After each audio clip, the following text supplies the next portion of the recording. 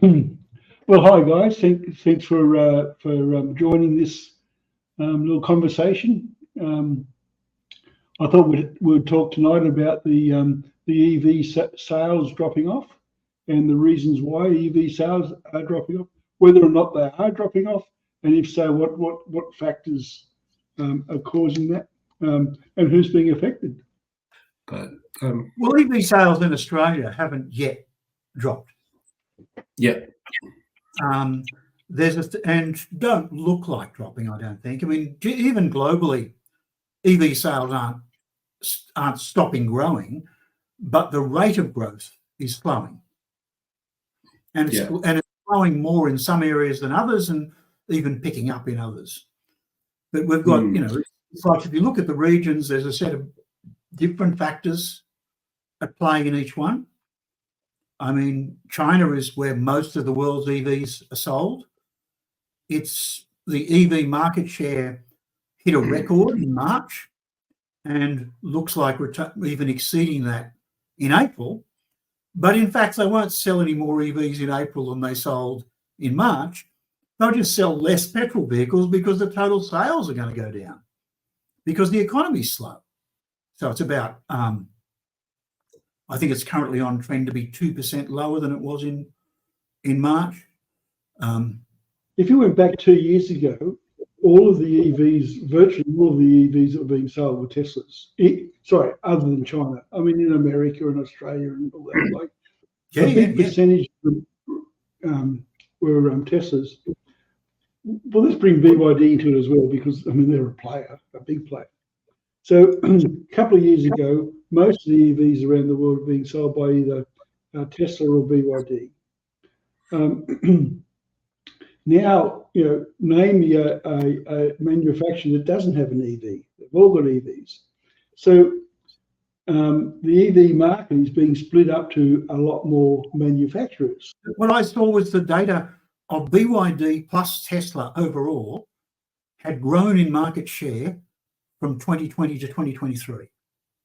Their share of total EV sales, the two of them combined, had grown, not shrank. But this year, it's gone back. But is that because there's a lot more competition? There's a lot more manufacturers with EVs?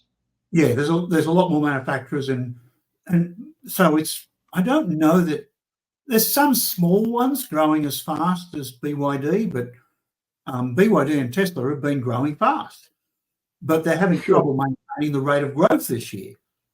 Well, you've got Kia and BMW, Mercedes, all these others even Nissan. Even Toyota, who don't like EVs, they've got an EV out now. They've sold at least a dozen of them.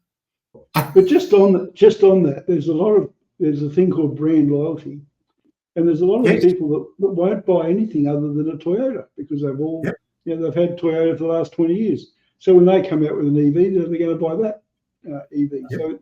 So we've got those.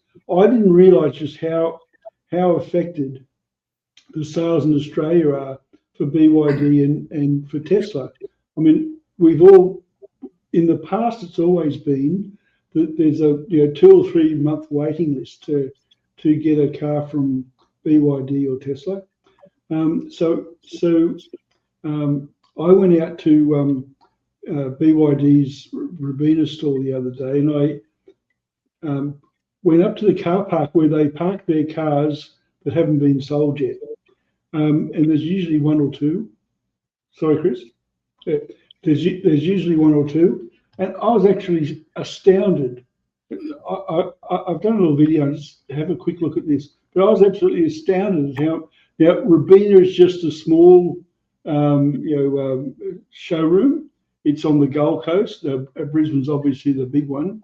But just have a look. I was absolutely amazed. There's just a ton of them. There's Atto 3s sitting there waiting to go. There's Seals everywhere waiting to go. And this is at Robina, which is a small branch of BYD. So then I went and had a look at Tesla's website because they have a list of their inventory, and I thought I'd just have a look at the Gold Coast inventory. And as you see, this is the Gold Coast. This is new Model 3s. And let's have a look.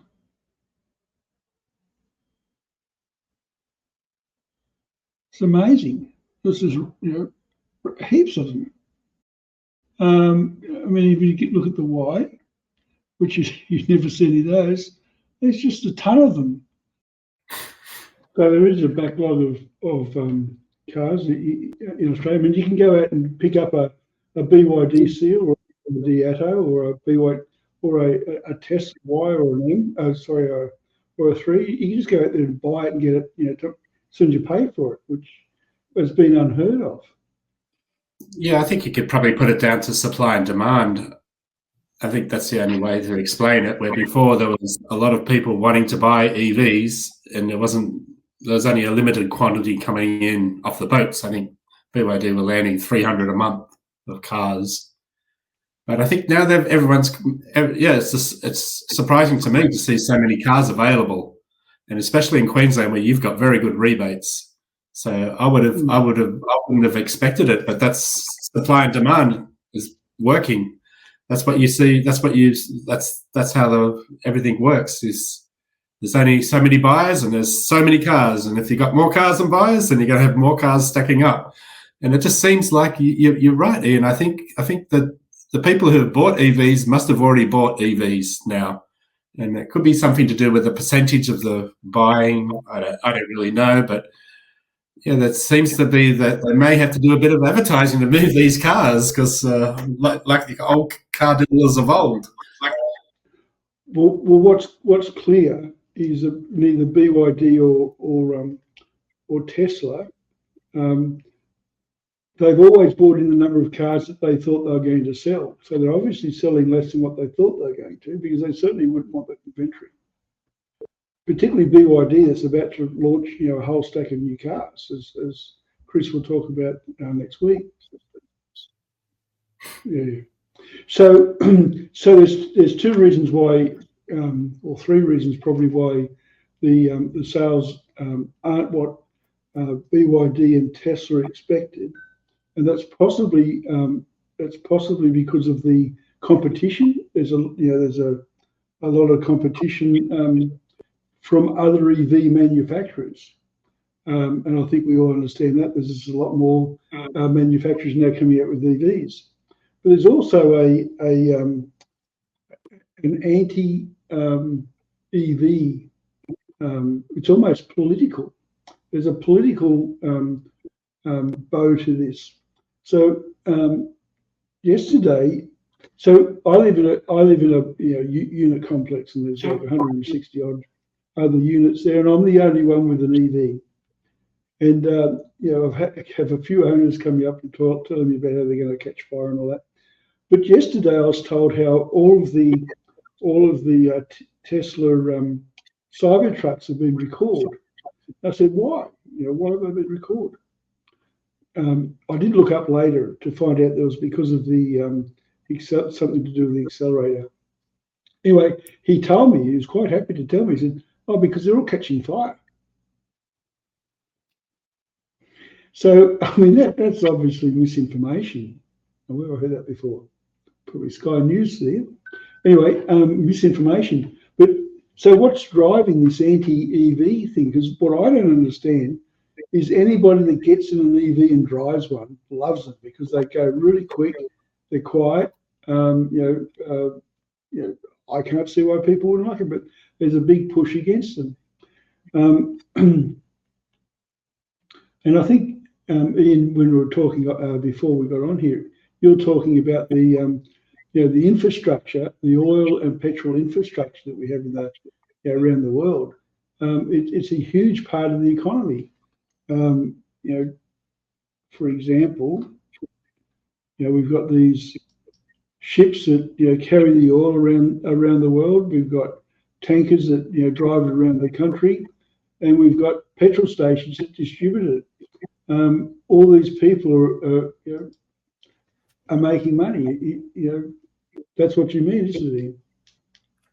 Yeah, it's also the fact that everything we do to address climate change is bad for the economy, because the economy is measured by how much people spend. And although at the moment most EVs are more expensive than equivalent petrol cars, the actual ones that sell aren't. So if you're buying, there's so few brands that dominate the sales and so few models, and they're actually very competitive with petrol cars. So that doesn't result in more to the economy from the EV sale itself. And then after it's sold, the petrol revenue goes way down. There's even people who charge from their at home. The whole money that goes into charging doesn't go through the economy at all. So there's loss to the economy. And then you've got dealers who've got a huge problem, because in the Australian setup, dealers traditionally make basically almost nothing on the car sale itself. It's the ongoing revenue from servicing that keeps the dealership alive. And the servicing revenue goes way down with EVs. So there's been a big revolution to try and move the dealerships to a agency model where the whole thing is run differently, because the brands know that as they move to EVs, the dealers have got a hard time coming. So there's a lot of people with a vested interest in not going to EVs. And I mean, the same thing with solar and wind. You put up a solar farm, and you've seen how many workers are around these things day to day, or a wind farm, how many workers there are. You look at a traditional fossil fuel-based generator, and there's a lot of people working there. There's just aren't any ongoing. And even bigger than that, than the workers, is the fact that you have to keep buying the fuel for it, whereas the fuel once you put the infrastructure in, the fuel for solar and wind just comes free. There's no money changing hands, which is what drives the economy. The other thing that's kind of really confusing is, we've got the government, both federal and state, really pushing EVs. I think we all agree that they're pushing it, and the people that aren't into the current government, on the political side, it's almost a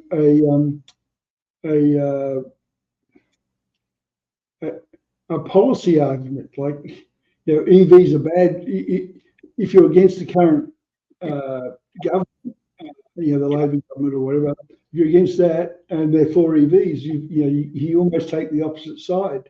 But what I don't understand is, why is the government so pro EVs? If you have a look at the money, and you got me onto this the other day, when you're saying that it's actually what you said before, when you said that it's bad for the said climate change is bad for the economy. I think that's what you actually said. Well, the measures to address climate change. Yeah. So why would the government be pushing for EVs when you have a look at this? So this is how, when you go, not you or me, but when other people go to the petrol browser, 47% of the cost of petrol, 47% of the cost of petrol is international cost of refined petrol. Yeah. The 16% is other costs and margins, wholesale and retail, and 37% goes to the government. So the last thing they're going to want is for petrol sales to die, because that's where they're getting all their taxes from. So what's that all about? Well, it's a little bit more complex. There's also an argument that I've seen the stats on the number of health events that are due to air pollution in our cities, which largely comes from vehicles. And that has a huge cost that works out at something like 15 cents in cost. And whereas the cost gets magnified because you've got the administration of dealing with the cost, the revenue gets diluted because you've got the costs of collecting the revenue. So it comes out a lot closer in terms of the actual cost. But there's a whole funny thing of states versus federal, where the states win if the health costs go down, and the federal government collects the revenue from the fuel surcharge. So are you saying that the less petrol cars and diesel cars there are in the mix of traffic, that there's going to be health benefits? Yes, yes. This is quite well established. Whether it actually saves money or not.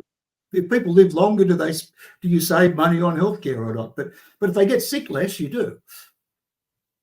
In regards to the government, I believe that the reason why the government wants to push EVs for is they want to meet their climate targets, CO2 targets. Is that right, Ian? Is that why they're pushing EVs? There's a lot of pressure from the electorate to be seen, at least, to responding to climate change. And I mean, it does.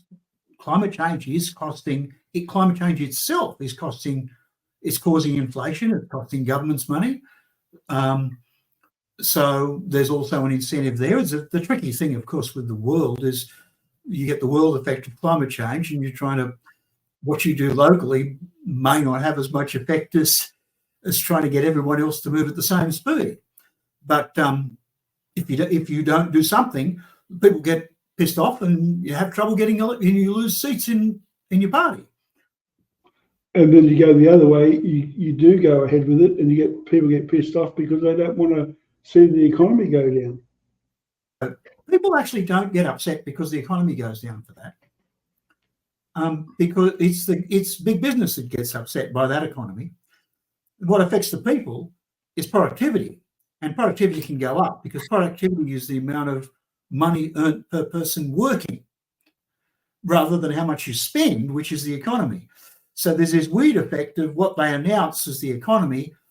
You know, it's like in 2023, the Australian economy grew, but the average person lost. Yeah, that's migration. We're probably getting off track. But the average person lost. It's not the same equation. So the people can get upset when they see what happens to their pocket, whereas big business, and they do fund a lot of election campaigns, they get upset with that headline number of the economy. Yep. There's also the fact about interest rates have gone up the last year or so. So that could have maybe stopped people from spending so much on cars. Tighten their the problem with the market slowing is that the rate of car sales is slowing. The percentage of those car sales are EVs is still growing. And in fact, in March in Australia, I think it was a record percentage of cars that were EVs. Oh, sure.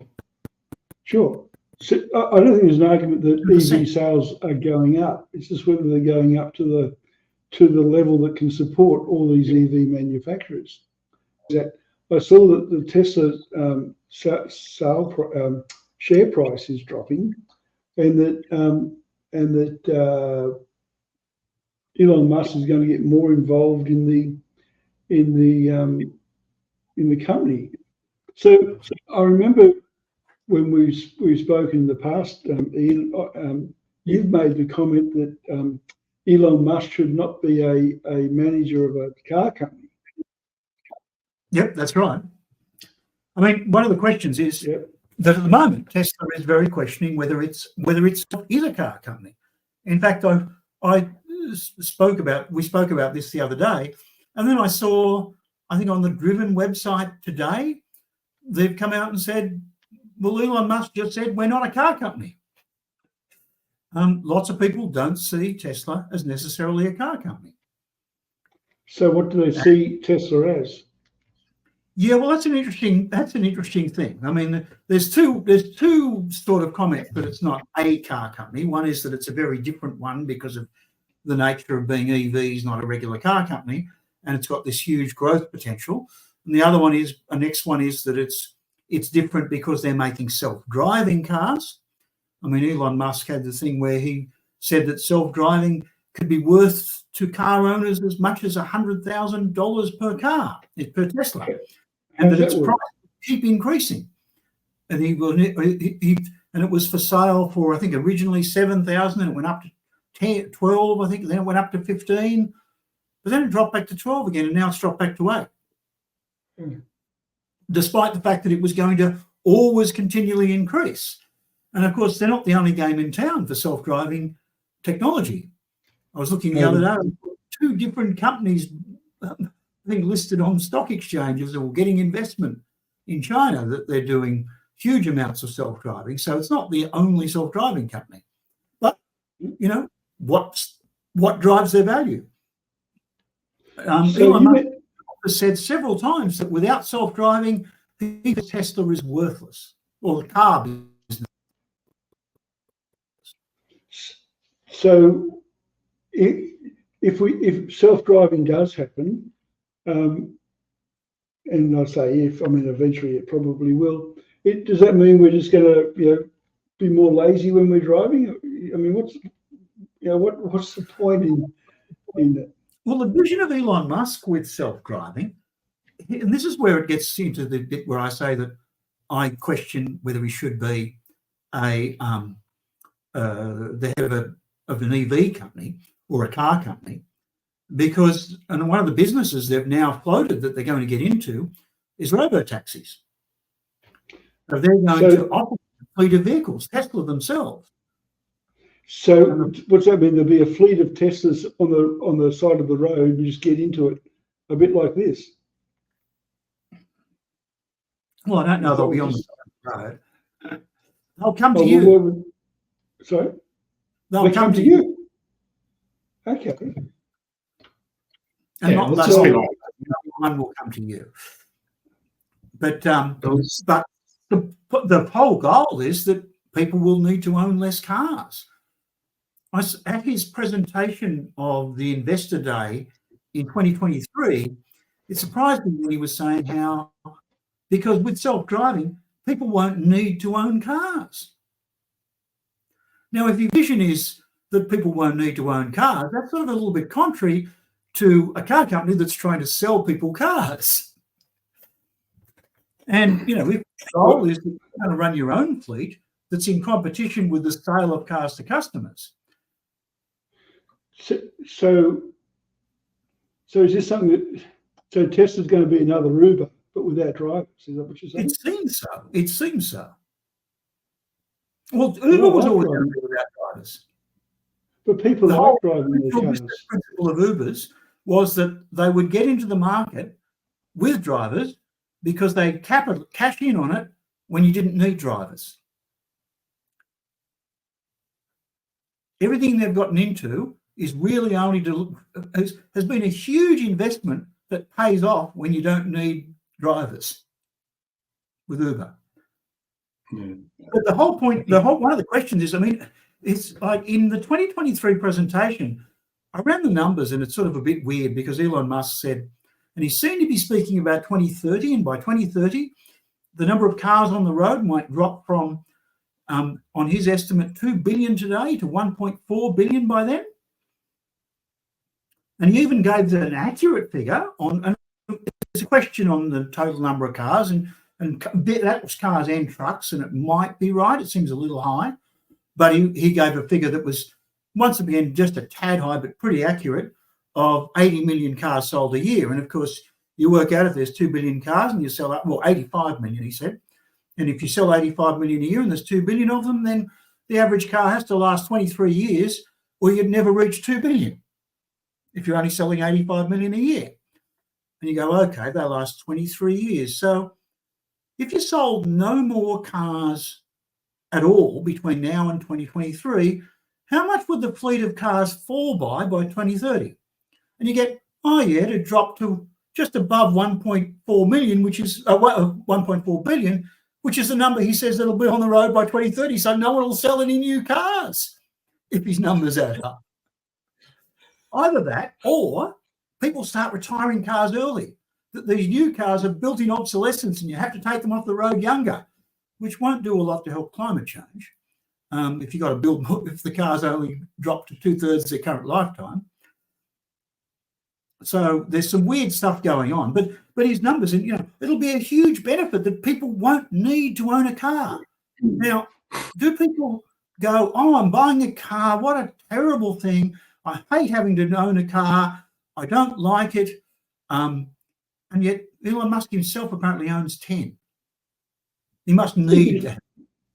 Because people like driving cars. I mean, some people like People driving cars. I like driving cars. Chris likes driving cars. I've been for a drive with him, and he really likes it. I mean, not all this what- attention car buying because people are trying to get from A to B and it's just a method of transport. If it was like that, there'd be as much enthusiasm for car buying as there would be catching the train. Exactly. That's not what it's like. It's not about that. So I saw this. what 14% of Americans lost their virginity in a car. I suspect that at the time, the car wasn't travelling in most cases. The car is not just a way of getting from A to B. So what Elon Musk says that he's doing to get his share price up, and I think you mentioned once that it's all about share prices rather than profits and stuff.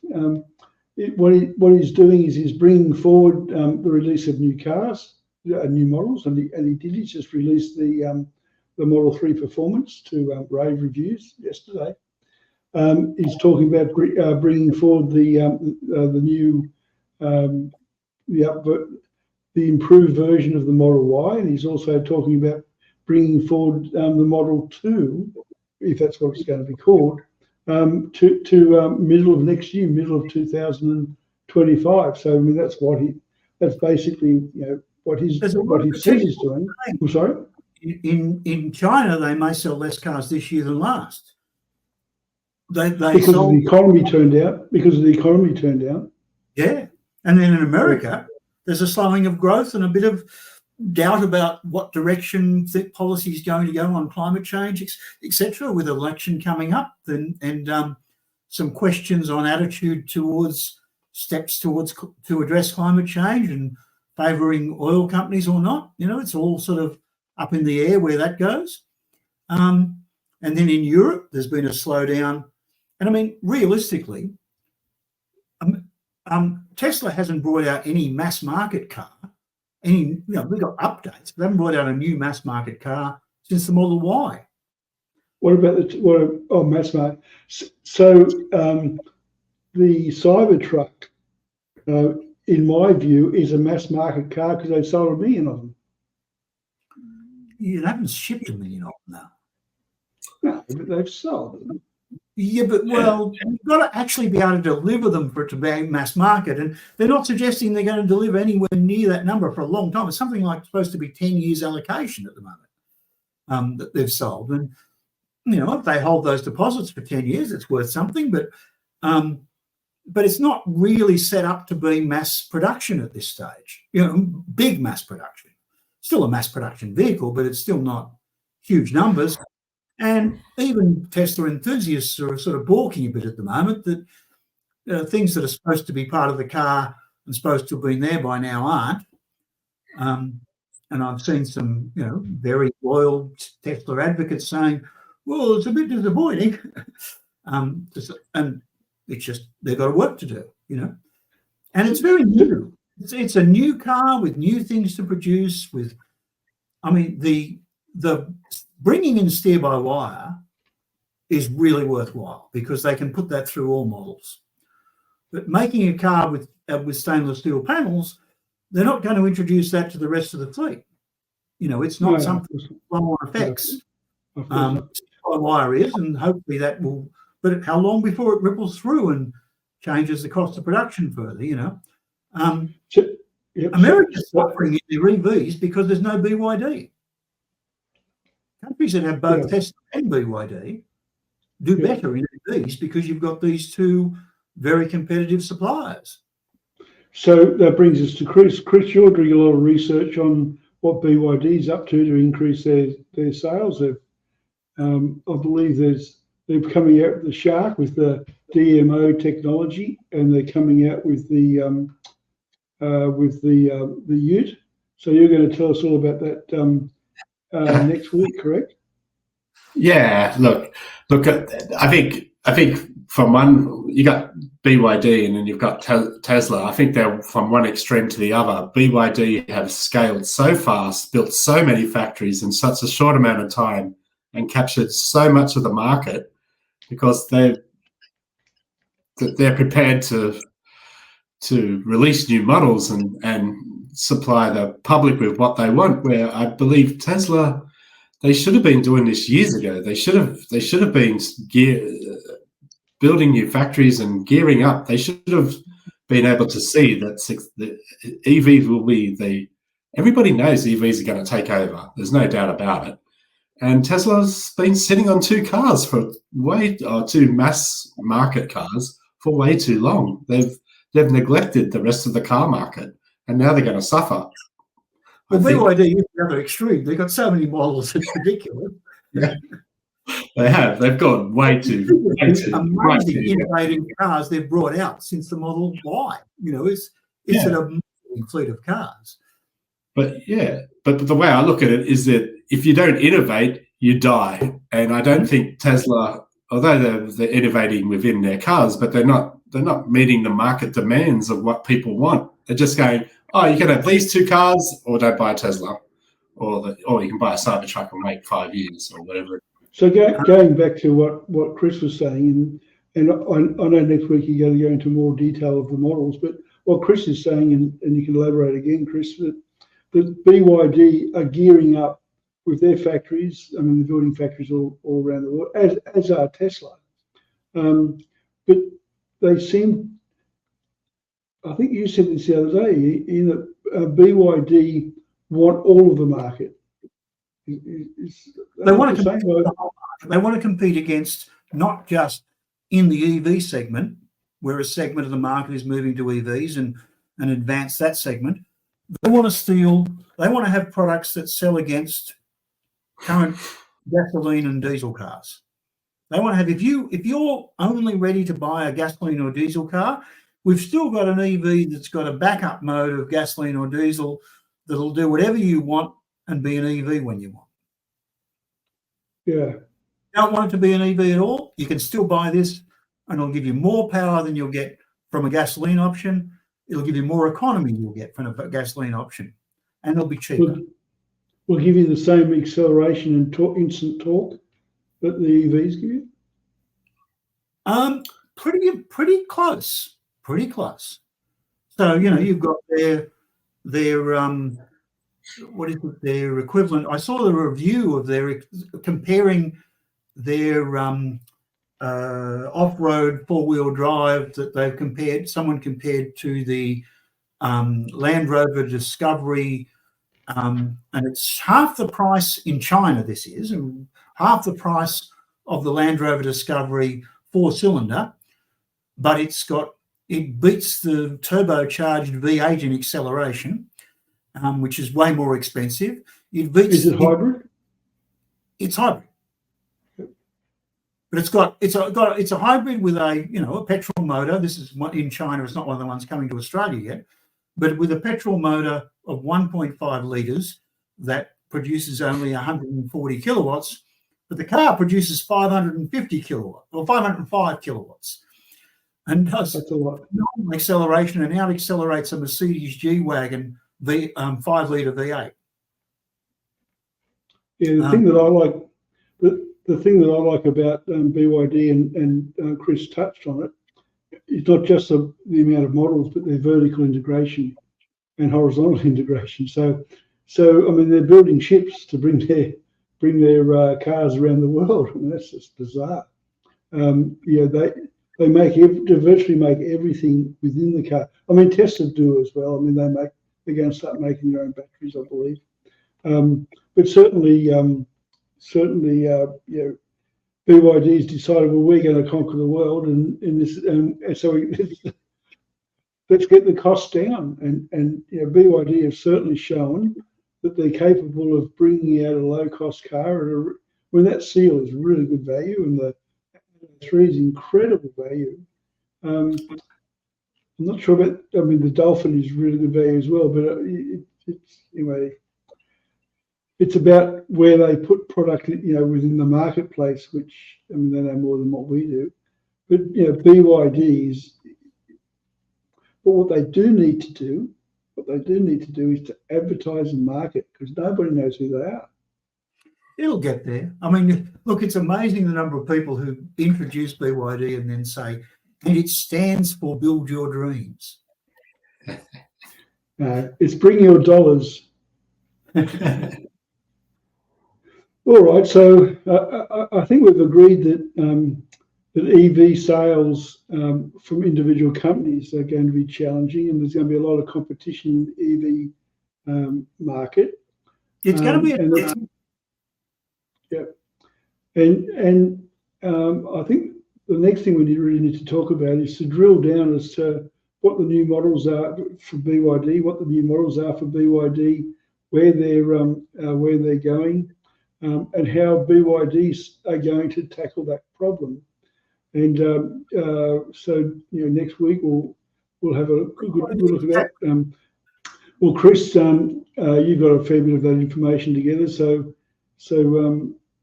I don't think we can. I think we all agree that there's a problem, and we all agree that BYD have to address it, and Tesla have to address it, and also this is the big thing: is a lot of these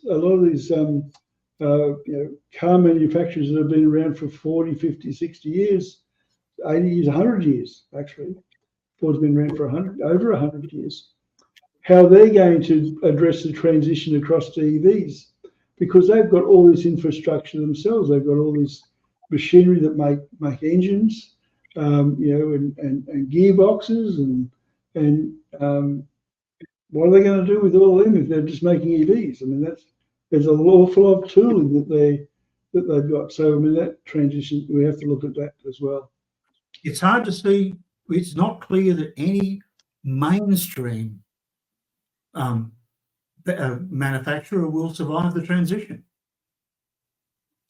Remember the transition from computers to microcomputers. How many companies made main computers survive the transition, still make computers? None. Absolutely none. Deck's gone. They're all.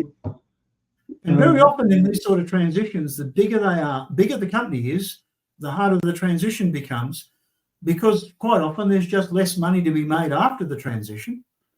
And if there's less money to be made, you can't maintain the revenues you had before, and that creates lots of problems. Yeah, but they've also got a lot of money tied up in tooling, and they've got to keep making those cars to use those tools. Otherwise, they've got to write those tools off. And if they don't have the money to be able to write those tools off, I mean, that's where the problem's going to be. Well, the whole thing of the transition is a whole separate process of how you go about it, and how, if you don't run a car for 7 years of production, then you're going to lose. And how do you run a car for 7 years from introduction when the market is changing during those 7 years? It's very difficult. Okay, so next week we're going to look at BYD and how they're making the transition, and I'm going to look at Tesla and get more into their self-driving and all that, because I really want to get my head around it. Yeah, well, the worry is if they lose focus on EVs, while, as you said, there's all this opposition coming forward. You called it EV wars. I think I've got a page called Car Wars. And it's interesting tracking the original rebels. The first EV rebel was the guy who led the Norwegian band Aha. Is that right? Yes. Yeah. So what I was getting at when I had the EV wars as against your car wars. So your car wars are various petrol versus EVs, whatever. What I meant by EV wars are the wars between the EV manufacturers, which is separate. Yeah. All right, guys. Well, would you like any last minute words before we sign out? No, that's fine. Yeah, and where Tesla goes is a big question, so we'll look forward to that one. And I think we can probably sum up and say before it was a seller's market, but now I believe the car market is a buyer's market. Yeah, very true. Good deals for people who want to buy cars coming up. Yeah. All right. Well, good night, guys, and I'll see you next week. See you next week. Okay. Bye.